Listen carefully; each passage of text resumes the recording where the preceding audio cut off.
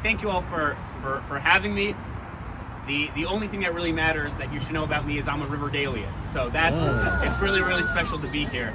I was with Omer Nutra's parents, Ronen and Orn, about a week or two ago in Plainview, where Omer is from. And they had me speak about what Jewish students are going through. And I decided sort of on the spot that before I started to describe what students had been experiencing, what was more important is I described the following.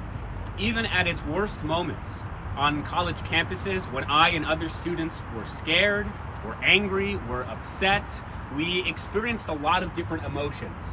But there was one emotion that for the last 2 years, we and I have never once experienced, and that is the feeling of being alone. Never once in the worst moments did I ever once feel alone. Because I knew that not only was I part of a 3,000-year-old story, the story of the Jewish people, not only did I know, it's because we are inextricably connected to our brothers and sisters in Israel, but just on a personal level, someone who is from Riverdale, which is the birthplace of spiritual activism. As I look around, I see Rav Avi, Rav Stephen, Rabbi Frank, so many community leaders and activists.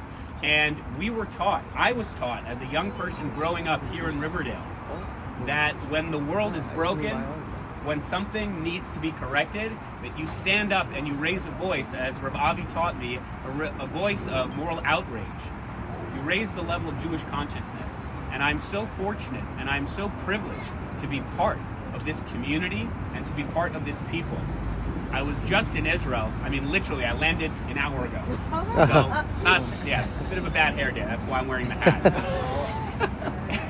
And if you've been to Ben Gurion Airport in the last 3 weeks, you'll notice that as you leave the terminal, the last face you see in Ben Gurion Airport is the face of Idan Alexander.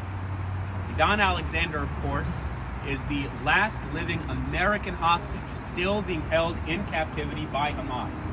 He is the last face that you look at when you are in Israel. And I can only imagine, as I was last night, what Idan must be going through, and perhaps more fundamentally, what he would expect of us.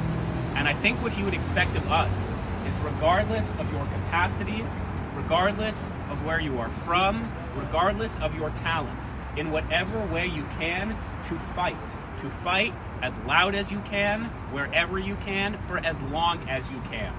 Whether it's on a college campus space, whether it's community activism, whether it's religious leadership, each and every one of you have an obligation to fight in any way you can. And I'll close by simply saying this. I'm not a rabbi, well, maybe one day.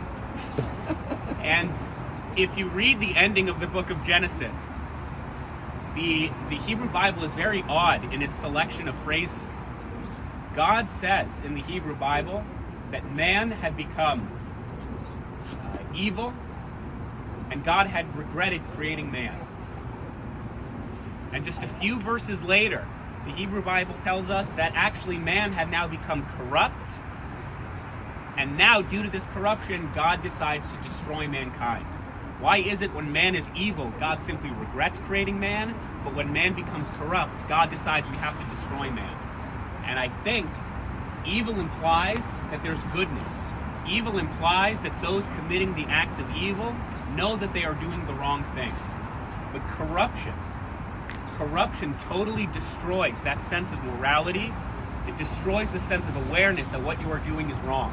And I feel and I fear that we are living in a world, living in a society that is not simply evil anymore, but is corrupt. Whether it's on our elite universities, whether it's our policymakers, whether it's those in the media who have normalized, who have accepted and have celebrated that an American hostage can be held in captivity against his will for more than 500 days. And I urge us all, as we go into, as Rav Stephen said, a new month, a month of freedom, a month of liberation, we ask ourselves, what is it that I can do in a personal way, on an individual level, to bring sanity, to bring righteousness, to bring goodness back into this world, and to fight for Idan, and to fight and until every last hostage is home. So thank you, thank you, thank you. I cannot speak on behalf of the hostages. I cannot speak on behalf of the hostage families. I cannot. But I have, to some authority, I can speak on behalf of the Jewish students.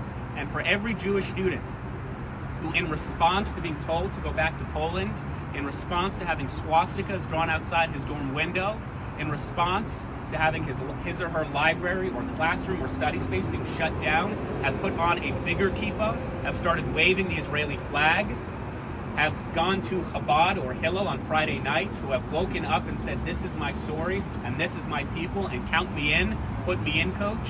On behalf of them, when we see from Riverdale to Winnipeg to Los Angeles to Boston every week for 541 days, people getting up and marching and demanding sanity and demanding justice, it is so seen and it is so felt and it is so appreciated. So please, please, the only thing I ask is you keep marching, you keep demanding, because we are in this together. Thank you so much.